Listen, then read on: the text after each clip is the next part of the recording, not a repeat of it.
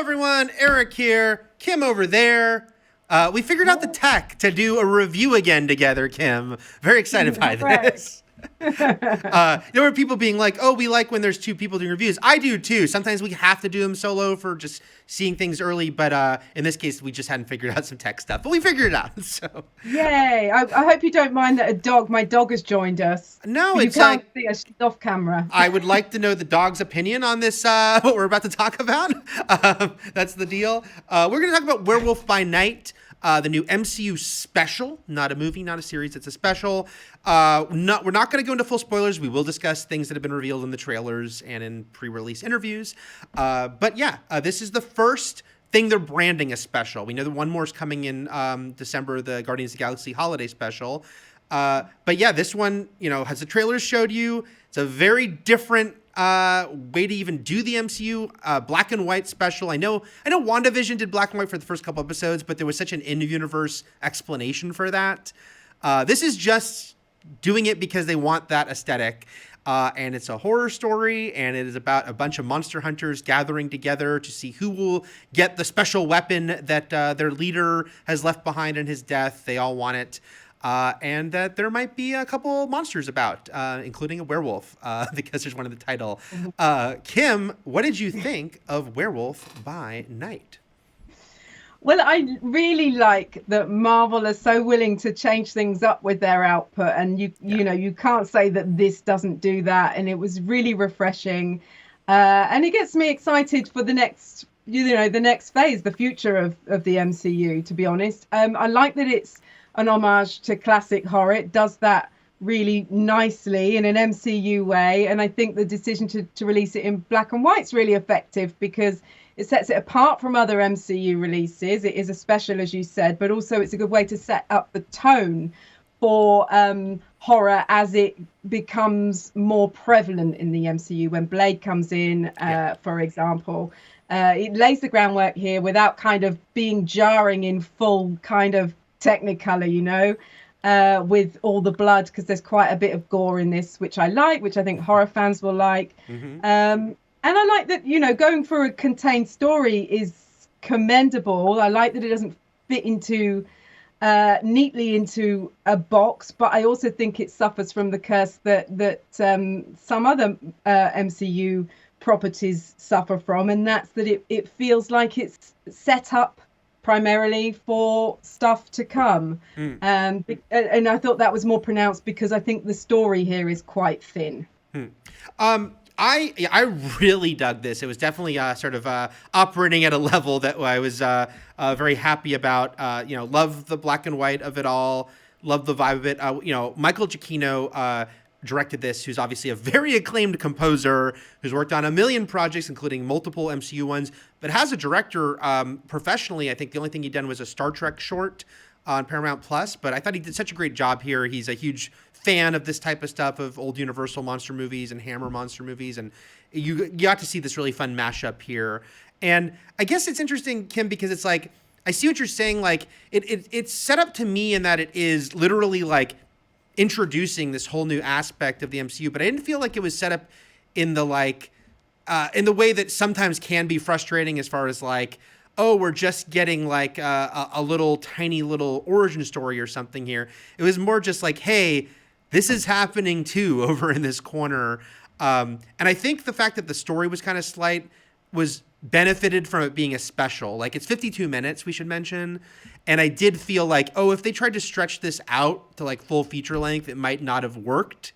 But the fact that it was kind of like in and out, and established the world. What do you think? Do you think it would have been better if it had been full length movie? I do actually. Yeah, I think it would have, for me, have built maybe the characters out more, maybe built up to what happens. Don't want to spoil anything, obviously. More slowly. And we would have spent more time during that monster hunt. And I think that would have served it better. I think it just would have made it richer for me. Mm-hmm. I saw, he also said it to me in an interview, which you can watch right here on Fandom. But Michael Giacchino mentioned like another influence was actually just like Twilight Zone as a series. And I think that's kind of the level I watched it on, as well, as like kind of like just an episode of this thing that it's weird because it takes place in it firmly takes place in the MCU. They kind of address that at the beginning, I think, in a fun little way. But you don't have to be if you haven't been keeping up on every show, every movie, you can totally enjoy this on its own. But I felt like, it's almost like we're getting this little glimpse at this corner that definitely made me want to see more. I think, so I guess I see what you're saying, but it's like, to me, it was more like, I'm intrigued. I understand it can get a little frustrating when you feel like, oh, but there's other stuff right around the corner that would be fun to also see in a story. I say that because of the way it ends more than anything, and I don't want to go into that because I don't want to spoil anything, but it leaves things open. Yes, for sure. And then we should talk about the cast here. Gael Garcia Bernal, hope I'm pronouncing his name right, as Jack Russell, one of this group of monster hunters who comes here, but has his own agenda that we kind of know early on that he's looking for something else. And Laura Donnelly from the Nevers is Elsa Bloodstone, who's sort of the daughter of this now deceased master monster hunter. And then we were just talking before we started filming about Harriet Sansom Harris, who's been around forever, has a great character actor. But last year she got a lot of attention for her single scene in Licorice Pizza where she kind of just came in and killed. And I think she's so fun here, kind of purposely kind of going big because I think it allows, the material. But what do you think of this group of actors here? Oh, yeah. I mean, on Harriet Sansom Harris, yes, I agree with you. And I've been a fan of hers for a long time. She's always kind of really stand out. And she was the highlight for me in this whole thing. But yes, she was theatrical. As you said, she does really go for it and has these wild eyes, which they enhance with, which we've seen in clips. Presumably it's red under her eyes. And she has this great delivery that's just, uniquely her, and she really relishes the character's slightly unhinged zealot vibes, She's very chilling. She's I really, really thought that fit well, and it fit well with the tone because it's quite, there's a levity to this, but also it weaves in the horror. So she nails both. Yeah, she really feels like she could be plucked out of one of those classic movies that is obviously kind of one of the influences here. And I thought that was awesome. And then you mentioned, sort of like this goes a little, again, I don't want to be like, it's crazy gory. It's not. But on the MCU level, it pushes it. And, the trailer shows someone's hand getting cut off. There's blood splattering. There's some visceral moments that definitely go further than your typical MCU stuff. I'm sure it helped that it was in black and white, getting that sort of approved. But I thought it all was really fun because, again, it seems like they're kind of winking with the audience, being like, we know the kind of story this is, so we can embrace that. And I felt like, it didn't feel like they were being constrained in any way that I think people might be worried about. No, and I think in your interview that you did with Michael Giacchino, he said that he kind of had free reign to do what he wanted, which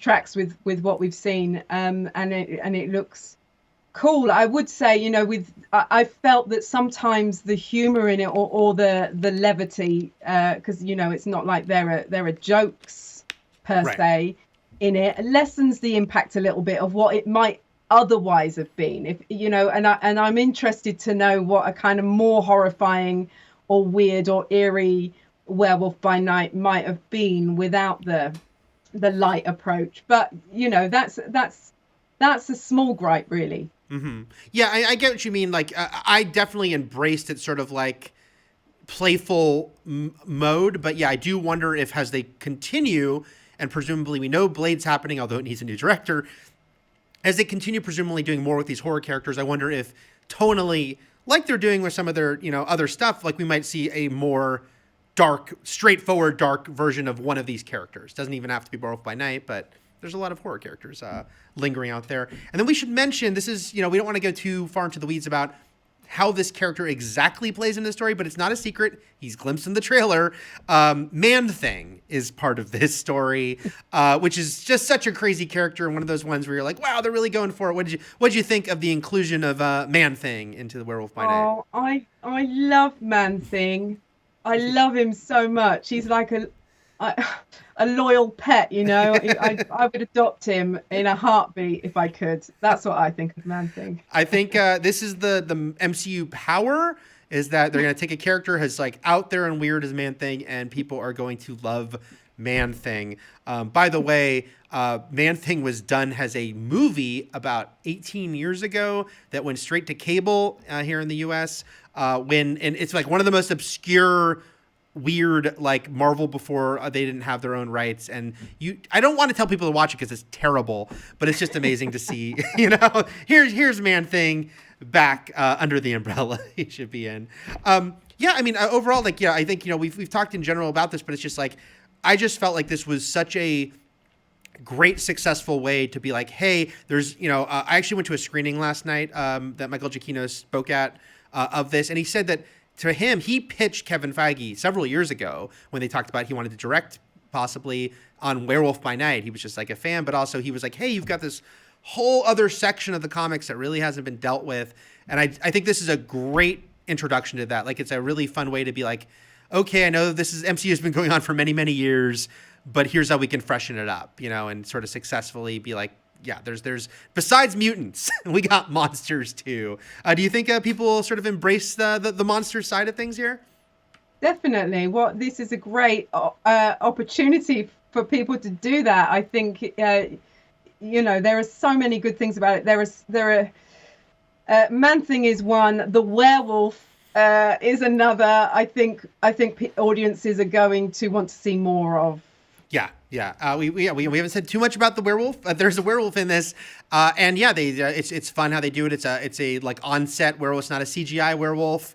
And yeah, I thought it all looked great. I was very. That's it. The practical makeup was very kind of old school. It was as if he'd stepped out of a Universal movie. Yep. Yeah.